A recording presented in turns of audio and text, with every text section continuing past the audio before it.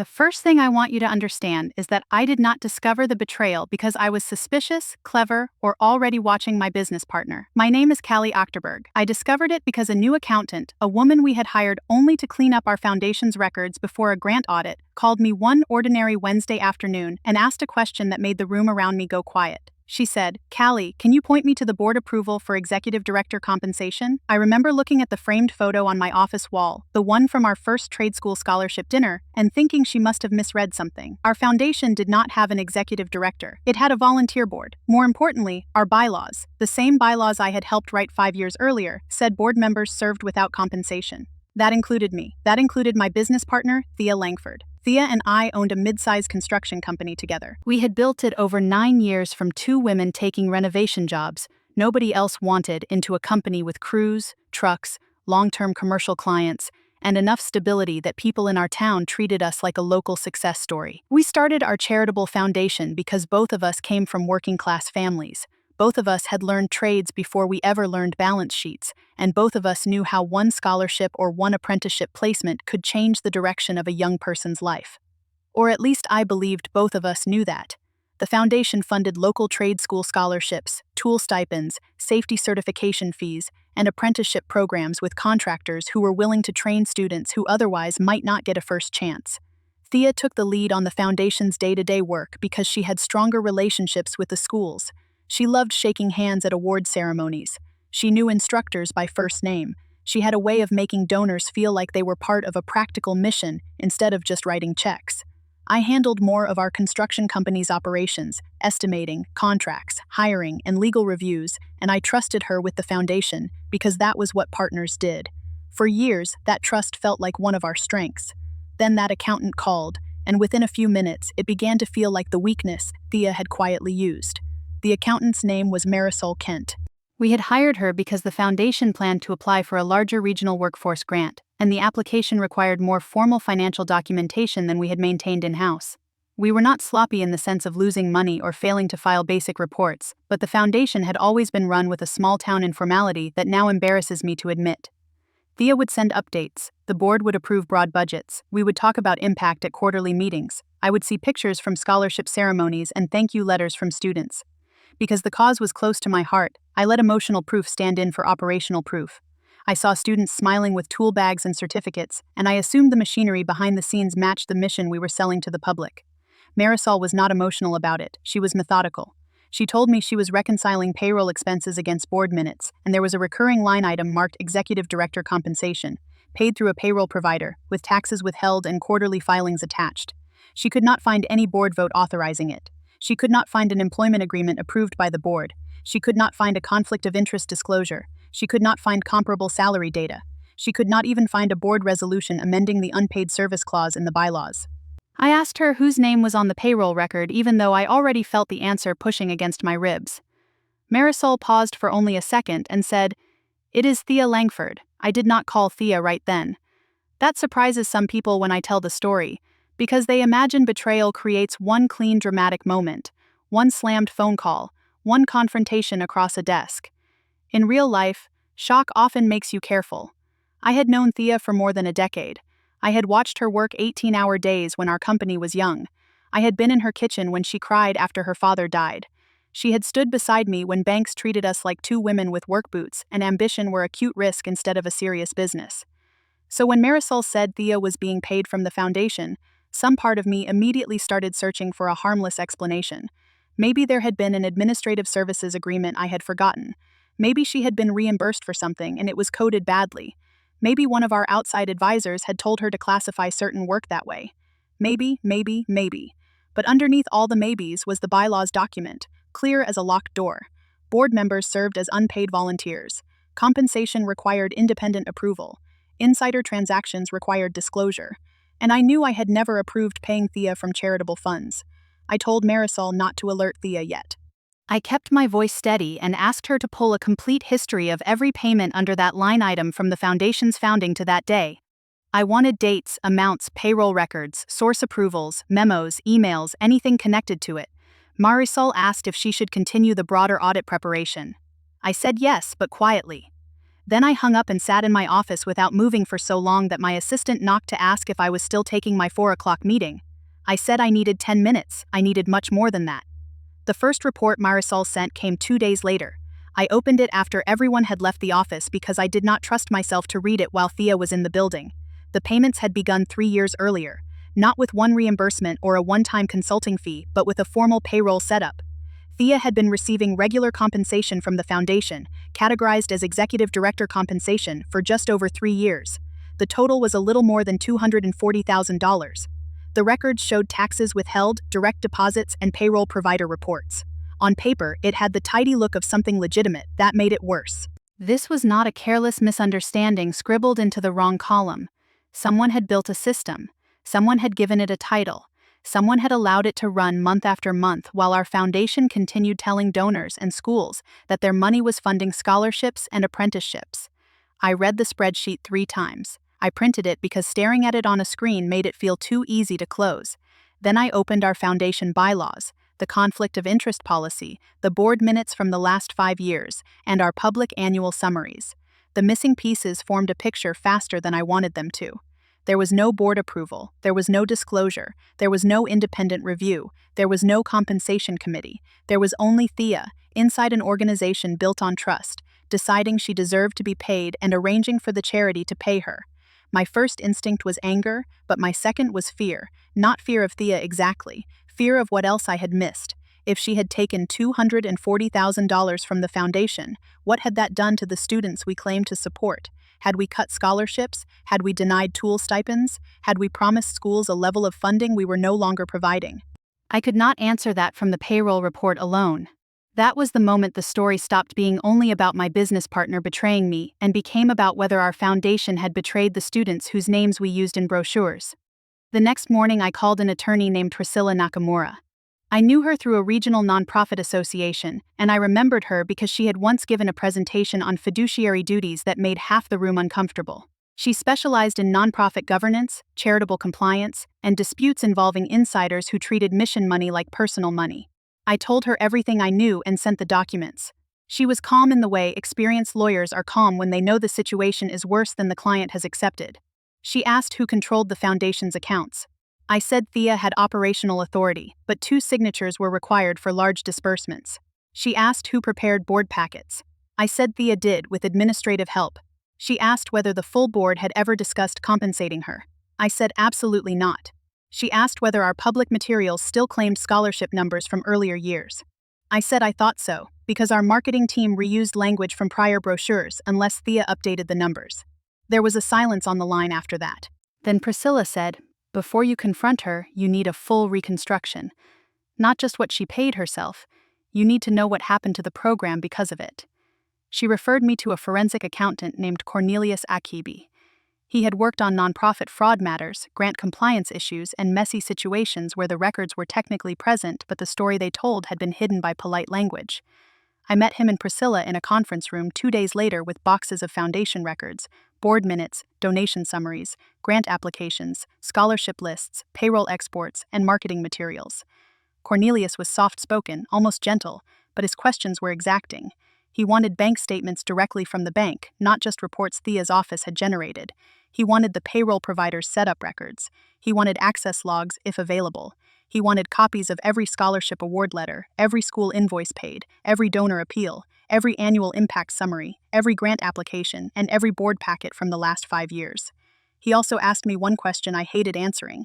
How often did you personally compare the public scholarship numbers against the awards actually paid? I said, not often enough. That was the honest answer. I had looked at totals in board meetings. I had trusted the summaries. I had trusted Thea. Cornelius nodded, not judgmental, just recording the weakness in the system. He said close partnerships often create exactly that gap. The person trusted to run the charitable side becomes the person least examined. The board hears warm stories, sees familiar faces, and mistakes activity for accountability. I left that meeting feeling like I had handed someone the keys to a room I was ashamed of owning. The following weeks were some of the strangest of my professional life because nothing outwardly changed. Thea and I still ran our construction company together every day. We discussed bids, supply delays, client complaints, change orders, subcontractor disputes, and crew scheduling as though our partnership was intact. She would walk into my office holding plans and say, "Did you see the revised mechanical drawings for the Harlow job?" And I would answer like normal while knowing Cornelius was across town tracing payroll records that showed she had quietly paid herself from the foundation. I studied her face constantly and hated myself for it. Had she always been able to compartmentalize like that? Was she nervous? Did she suspect Marisol had found something? Or was she so comfortable with what she had done that she felt no need to hide her mood? Thea had always been confident, direct, charming when she wanted to be, impatient when she thought people were wasting time. Those traits had helped build our company. Now they look different under suspicion.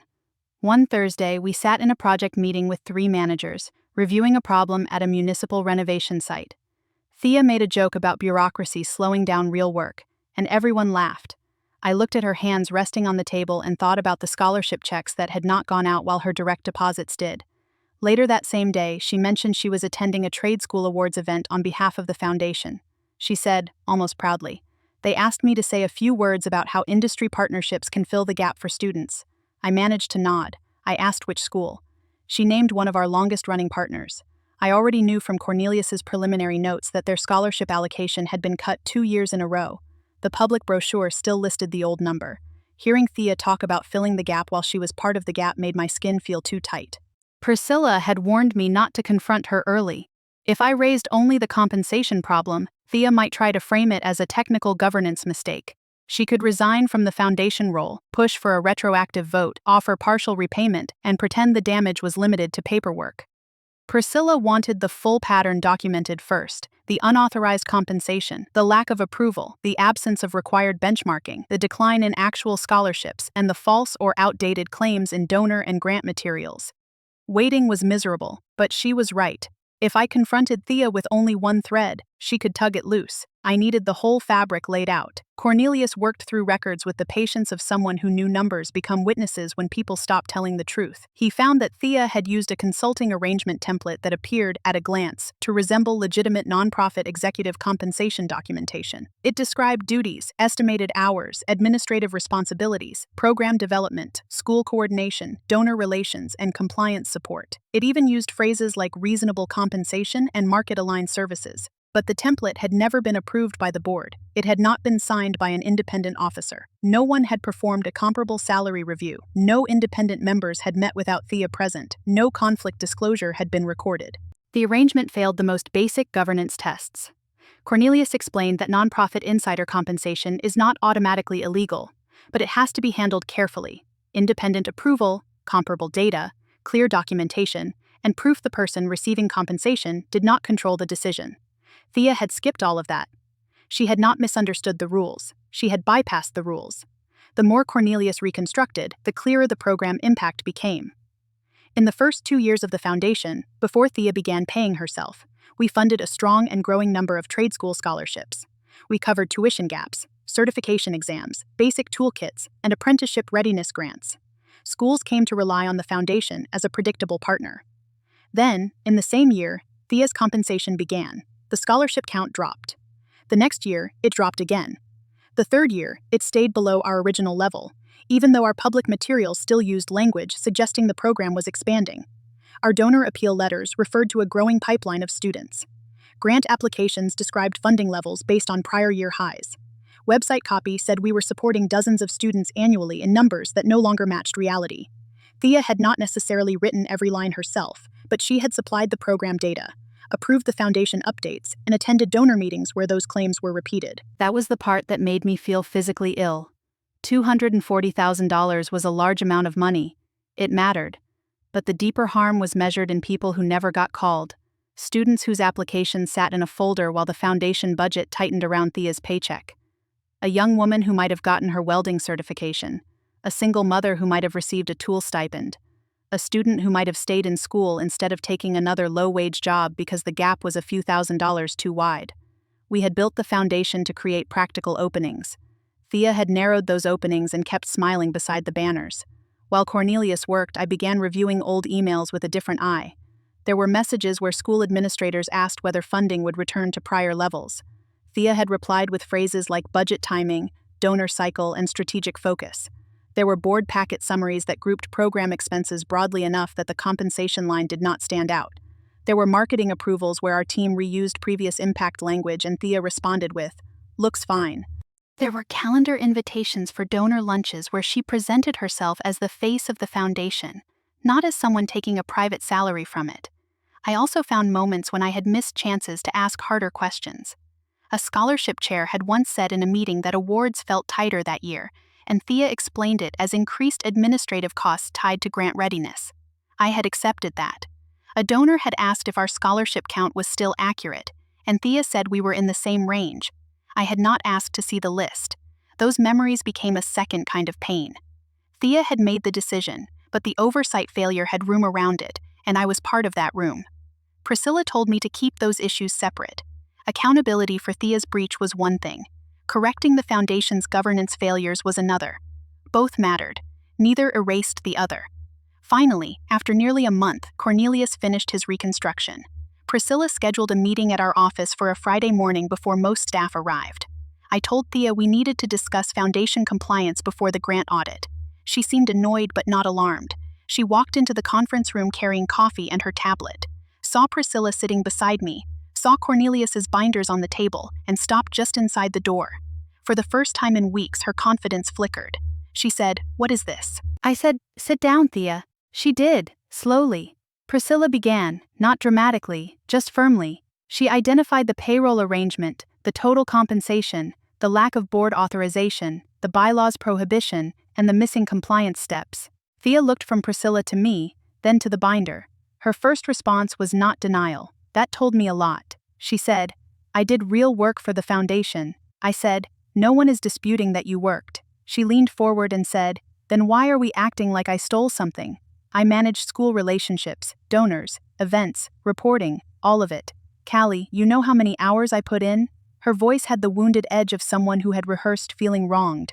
I had imagined anger from her, maybe panic, maybe apology. I had not prepared for resentment. Priscilla said, "The issue is not whether work occurred. The issue is that the foundation's bylaws prohibited compensation to board members, and any exception would have required independent board approval, conflict disclosure, and comparability review. None of that happened." Thea said, "The bylaws were old. We wrote them before the foundation grew." I said, "Then you bring that to the board. You do not put yourself on payroll." She looked at me then, really looked, and said, "You were never interested in the day-to-day burden. You liked the mission, the photos, the speeches. I was the one doing the work." That sentence landed because part of it was true in a narrow way. She had done much of the foundation's day-to-day work. But truth used as a shield can still be dishonest. I said, "You took more than $240,000 without approval, and scholarships declined while our materials kept claiming the old impact." Cornelius opened the reconstruction and slid a summary across the table.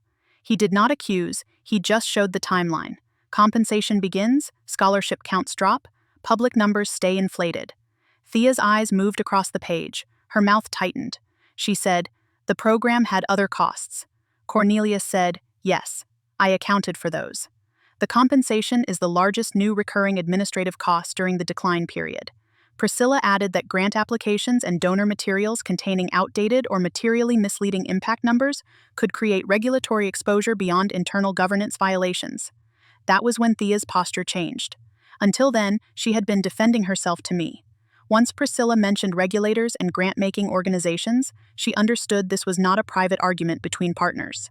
She said, much quieter, "I never meant to hurt the students." I said, "But you knew fewer were being funded." She looked away. I asked, "Did you know?" She did not answer immediately. The silence was answer enough. Then she said, "I thought we would make it up later. I thought the foundation would grow into the cost." I said, "The cost was you." For a moment nobody spoke. Then Thea put her coffee down with both hands, as if she needed to set something aside to keep from shaking. She admitted she had grown resentful. She said our construction company paid both of us well, but the foundation consumed her evenings, weekends, donor calls, school visits, reporting, events, and emotional labor. She said people praised the foundation as if it ran on goodwill, but goodwill did not schedule meetings, write letters, arrange ceremonies, or answer school administrators. She said she had hinted before that the workload was too much. Maybe she had. I remembered complaints about time, about donor demands, about being pulled in too many directions. I did not remember her ever asking to be paid by the foundation, because she had not. She had decided that because she felt entitled to compensation, the rules were an obstacle instead of a duty. She said, "I should have brought it up." I said, "Yes, you should have." Priscilla corrected the softness immediately. She said, "This was not only a failure to bring it up.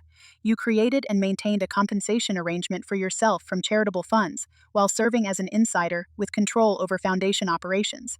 That is a fiduciary breach." Hearing it stated plainly changed the room. Thea stopped trying to make it sound like a workload dispute. She asked what I wanted. I said I wanted the money restored to the foundation, the regulators notified properly, the scholarship program repaired, and her authority over foundation finances removed immediately. She looked as if I had slapped her when I said authority removed. That hurt her pride more than the repayment. The foundation had become part of her identity. She liked being the woman at the podium, the mentor, the builder of pathways. But identity is not a substitute for integrity. Priscilla had already prepared next steps. The board would be notified. Thea would be suspended from any foundation decision-making pending review. Marisol would continue formalizing the books under independent supervision. Cornelius's report would be preserved. We would self-report the compliance violations to the State Nonprofit Oversight Office. We would also evaluate whether grant-making organizations needed amended disclosures. Separately, Priscilla would file a claim against Thea personally to recover the improperly diverted funds based on breach of fiduciary duty and unjust enrichment. Thea objected to the word diverted. Priscilla did not soften it. She said, "Funds intended for charitable purposes were paid to you without authorization. That is the word I am using." The meeting ended without a hug, without tears, without the clean emotional release people expect from stories like this. Thea left the room pale and furious. I stayed behind with Priscilla and Cornelius and felt like I had aged 10 years in 90 minutes. The aftermath spread through our life in controlled, painful steps. We notified the foundation board, and I watched people who had trusted both of us absorb the fact that our governance had failed. One board member, a retired trade instructor, put his head in his hands when he saw the scholarship decline chart. He was not focused on Thea's personal betrayal. He was thinking about students. He said, "Those were seats, those were tools, those were exam fees." He was right. The State Nonprofit Oversight Office opened an inquiry after our report. Because we self-reported and provided Cornelius's reconstruction, the process was less chaotic than it could have been, but it was still serious. They wanted records, explanations, board minutes, policies, bank statements, payroll details, and proof of corrective action. Priscilla handled the legal communications. Marisol cleaned and reorganized years of messy records. Cornelius answered technical questions about his reconstruction. Thea hired her own attorney. For several weeks, every email felt like it carried another consequence. Our construction company also became strained. Thea and I still had clients, employees, payroll, jobs in progress, and contracts neither of us could abandon without harming innocent people. Some days we communicated only through managers or email. Other days we had to sit across from each other and make decisions about change orders as if our partnership had not cracked down the middle. Our employees sensed tension, of course. We told senior managers only what they needed to know. A foundation governance issue was under legal review, company operations would continue, and no company funds were at risk based on the records examined. That last part mattered. Cornelius had reviewed enough to confirm the construction company itself had not been used the same way. Thea had drawn the line at the foundation, which was not a comfort but did limit the damage. The personal claim moved faster than I expected, because the evidence was so clean. Thea's attorney tried to frame the payments as reasonable compensation for necessary services. Priscilla responded with the bylaws, the missing approval, the lack of comparability data, the conflict policy, the payroll records, and the program decline. Reasonable compensation, she explained, is not something insiders award themselves in secret and justify later. Thea's side then suggested repayment of a smaller amount, subtracting an estimated value for services rendered. Priscilla rejected that. The foundation had not agreed to purchase those services. The board had not authorized them. Thea could not create a contract with herself and then demand credit for fulfilling it. Eventually, facing regulatory scrutiny and Cornelius's documented timeline, Thea agreed to a settlement requiring her to repay the full amount, just over $240,000, over several years with a structured payment schedule and default protections. The money would go directly back to the foundation and be restricted toward restoring scholarships and related student support. She also agreed to resign from the foundation board and from any operational role connected to it. That was non-negotiable for me. She could remain my business partner in the construction company only under far more formal controls, but she could not be trusted with the foundation's mission again. Some people have asked why I did not force her out of the construction company completely. The answer is complicated and not especially dramatic. We had a viable company with employees, obligations, bonding requirements, active projects, and ownership agreements that did not allow a simple emotional divorce. Removing her would have triggered a valuation fight, debt issues, contract disruptions, and potential layoffs. Also, Cornelius's review did not show she had misused company funds. That did not excuse what she did. It meant the remedy had to match the legal and practical reality. So we restructured how we worked. Independent audits became mandatory for both the company and the foundation. Dual approvals were tightened. Board packets now include detailed program metrics and expense comparisons, not broad summaries. Foundation marketing materials cannot be published until the scholarship numbers are verified against actual awards paid. Conflict disclosures are annual and transaction-specific. No insider can be compensated by the foundation without independent review, comparable data, full board approval, and written legal sign-off. And even then I would fight hard against it because the history is too raw. At the construction company, Thea and I moved from handshake trust to documented authority. Spending limits, approvals, role definitions, and audit trails all became part of daily life. It is colder, but colder is not always worse. Sometimes warmth is where people hide things. The hardest part of repair was facing the schools. I personally met with each partner institution affected by the reduced scholarship numbers. I did not disclose every legal detail beyond what was appropriate, but I told them the foundation had identified unauthorized administrative compensation, that funds had been diverted from the intended charitable scope, that our public impact numbers had not been properly updated, and that we were restoring the program with independent oversight. Those conversations were humbling.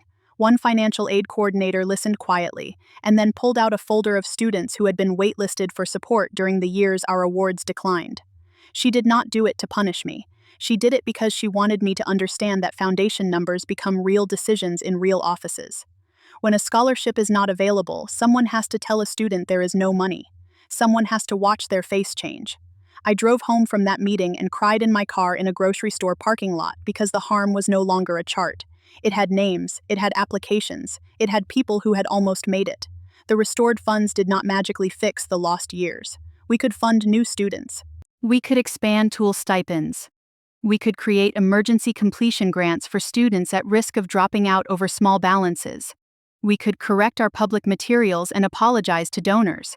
But we could not go back and give a missed scholarship to someone who had already left the program, moved away, taken a different job, or given up. That is the part Thea still struggles to look at directly. She made all settlement payments on schedule so far, and professionally she has become careful, almost rigid, around compliance. But apology is not the same as comprehension. She has said she is sorry. She has said she was overwhelmed and resentful and wrong. I accept that those words may be sincere. I also know sincerity after exposure is not the same as honesty before harm. Our relationship now is functional, documented, and distant. We can run a job meeting. We can review financials. We can solve construction problems. We do not share the easy shorthand we used to have. I no longer mistake history for security. Cornelius said something near the end of his review that stayed with me more than any legal phrase.